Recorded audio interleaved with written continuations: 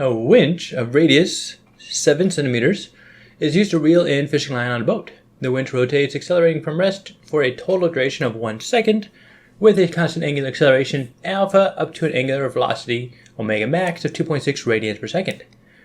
After this 1 second, the angular velocity remains constant at 2.6 radians per second. How much of the fishing line is reeled in after 6 seconds? Okay, so go to blue. I'm going to draw call this angular acceleration, omega. This will be time. This will be 1 second. This will be 6 seconds. So we have constant acceleration, i.e. linear.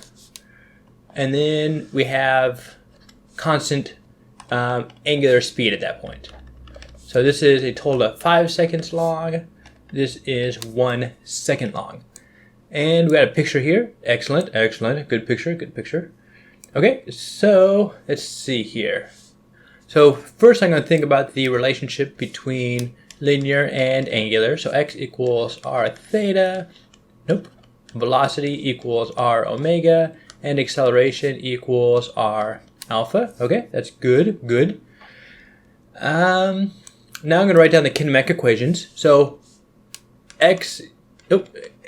we assume a constant acceleration, v equals at plus v naught.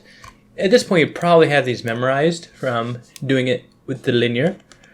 X equals 1/2 at squared plus v naught t plus x naught. Now I'm going to write these out with the angular equivalents. I know, so many formulas. So what I memorize is this one. And then these I basically have memorized, but I start at the top and then you do a integration of the respective time for each of them. Let's see here. Omega equals alpha t plus omega naught. Theta equals 1/2 alpha t squared plus omega t plus theta naught. Okay, so this is what we're going to use. And we want to find out. So the angular velocity remains 2.6. So this right here is 2.6 radians per second. Okay. So that's omega max. So we're going to try and find out what the angular acceleration initially is. So we're going to do this basically as two problems. I'm going to do this side, and then we're going to do that side. So I'm going to focus on the 0 to 1 second first. And we know that omega final equals 2.6 radians per second. Omega initial equals 0. T equals 1. Therefore, we can solve for alpha using this equation. We have alpha equals omega over t, which equals omega final over t, which is going to be 2.6 radians per second squared. Okay? And now we can plug that into this equation right here. And we have, let's see here. Omega final equals 1/2 2.6 times t squared, which is going to be 1 second squared, plus omega naught initial t, which is going to be 0, plus theta initial, which will also be 0. And we're left with 1/2 times 2.6, which equals 1.3 radians. Okay, so at this point right here, we have traveled, arrow, 1.3 radians. Now we need to add on to that 5 seconds worth of going at 2.6 radians per second. So again, if we look at this equation right here, theta final, this is a new theta final here, not the theta final before. We have 1/2 times acceleration, which is now going to be 0 because it's maintaining a constant angular speed, times t squared, which we don't care about, though t is 5, plus, now we're going to do 2.6 radians per second times 5 plus, and I'm going to leave this theta initial at 0, but we could just as easily call that 1.3. We're going to add it on later. So, but we need to keep that in our head as a idea of what's going on. So on clear. So 2.6 times 5, which is going to be 13, times 5. Is it 13? 13. Yes. Plus, let's see, we had 1.3 radians total, so plus 1.3, plus 1.3, and we get 14.3 radians. So theta total equals 14.3 radians. Now we're going to take that, and we're going to use this conversion because we want to find linear length here. So x equals r theta. So if our theta is 14.3, so we do 14.3 radians times a radius of 0.07. So, yep, 7 centimeters. So it's the same as 7 divided by 100, so 0.07. That gives us times 0.07, 1.001. 1.001 meters, which is about 1 meter. And so we're going to use the answer, B. 1 meter total. So to backtrack what we did there, so this is basically a kinematics equation problem, except we're using angular instead of linear. But there's a good analogy between linear and angular, and if you have a good conceptual grasp of linear, angular is not too bad. So we start by writing out the relationship between angular and linear, write out your kinematic equation, write out the analogous kinematic equation. If you're stressed for time and you know what you're doing, you can skip this part, go straight to the analogy. That's reasonable. Not too big of a leap. You can do it. And then from that, it's just algebra. Solve it the way you normally would a kinematic equation problem. All right, seem reasonable? All right, let's go on to the second part. Whoop. Clean this up. Make this a little bit smaller. Whoop. There we go. Perfect. Next two questions pertain to the situation described below. A clever physics student uses a massless lever of length L, length L, to support one side of bench with the width W and mass M. W, okay, and we're just going to assume mass M, so that it is parallel to the ground, okay? The lever makes an angle of 18 degrees, so it's actually much shallower angle than portrayed. With the horizontal ground, the distance between the lever ground and the lever plate is 2/5. Okay, so that's what they say there.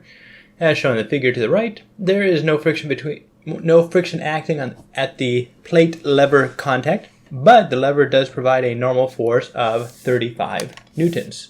Okay, I'll put that in right here. 35 newtons. Excellent.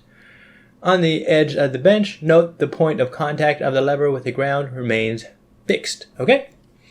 What is the mass M of the bench? Hint, use the left support of bench as your axis of rotation. I always feel kind of bad when they give me a hint, because like, ooh, this is going to be really tough. Makes me worried. Okay. So, we're going to say that this is an equilibrium. So I'm going to say the sum of all torques equals 0 because there's no acceleration, no angular acceleration because there's no motion at all. And so I'm going to say the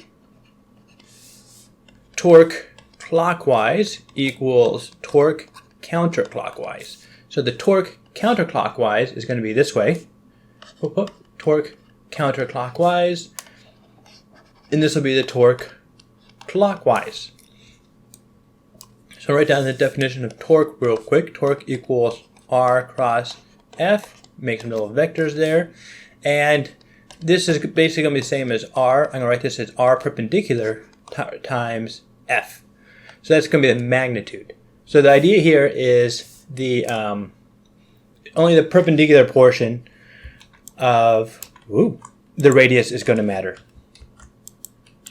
Oh, click off. There we go. Clear that. So let's start by looking at torque clockwise. Pen blue. Torque clockwise.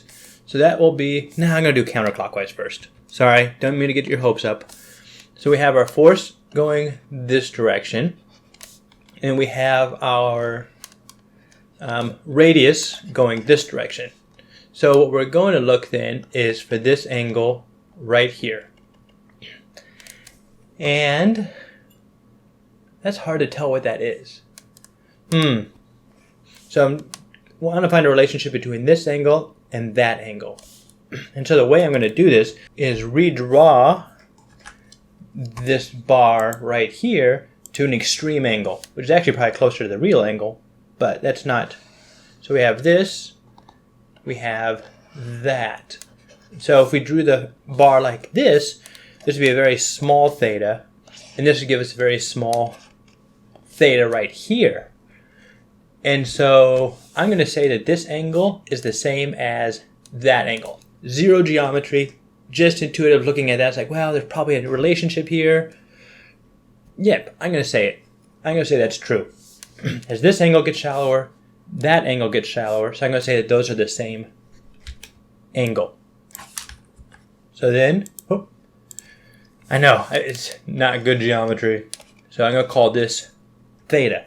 Zero geometry, just drawing an extreme example and going with that. I wouldn't recommend that for real life, but if you're taking a real life test and you don't have time to actually go through the geometry, it might sort of work most of the time. Okay, so we have our theta here, and so we have our r, and we want to find, this is our normal, force normal, and this will be the perpendicular portion right here. Force normal perpendicular. So I know I said over here that torque equals r perpendicular f, but this is the same as r f perpendicular. What this perpendicular symbol there really kind of means is it's going to be r times either cosine of theta or sine of theta.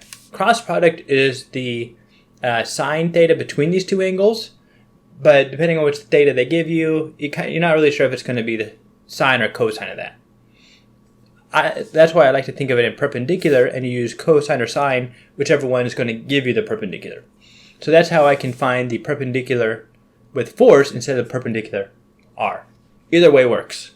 So just to kind of reassure you on that. Okay, back to the problem at hand. So this is going to be theta, so this is going to be, so torque counterclockwise will be r, which is W, times force normal, times, and then this is theta, so that's going to be cosine of theta. You don't have to write it as sideways as I did. That's just because I'm excessively right-handed. Whoop, whoop. There we go. This will make it better for the normal people. Okay? So now we want to look at the torque going in the clockwise direction. So torque clockwise. So this is going to be force gravity. I'm going to draw from the center of the beam. So that's going to be W over 2. W over 2. We're going to assume that it's mass M times gravity. Yep, so R cross F. Yep, and they're already perpendicular, so we're good with that. And let's see what else we're given here. We're trying to find the mass of the bench. Okay, so we know these two are going to be equal to each other. So, yeah, I'll do green. So W over 2 times mass times gravity equals W times force normal, which we know is 35, times cosine of theta. Going on to an excessive number of colors, we go like this. Mass equals 2 times force normal times cosine of, moving over, cosine of theta. Did I forget gravity? I forgot gravity. There we go. Boom, boom, boom, boom, boom. 2 times 35 times cosine of 18 all over 9.81. And we have, calculator, on clear mode, degrees, second quit. We have 2 times 35 times cosine of 18 divided by 9.81. Boom, boom, boom. We get 6.786. 6.786. 6.786 kilograms. See if that's a possible answer. Hope it is. And totally, no, wait a second, maybe. Yep, it is right here. 6.786, similar to 6.79. So I'm good with that. Bam. I'm going to call that the answer. So now, I think that's all we need from this. Now I'm going to erase this, but I do need to know that this angle right here is theta, so I want to keep that in mind. Okay. What is the magnitude of the horizontal force, F, that the student must apply to the, so F, okay, horizontal, apply to the end of the massless lever, okay? What is the magnitude of the horizontal force, F, that the student must apply to the end of the massless lever? Okay. So we want to figure out what's going on here. So so this is going to be 90 degrees right there. So this would be 90 minus theta. That will be theta.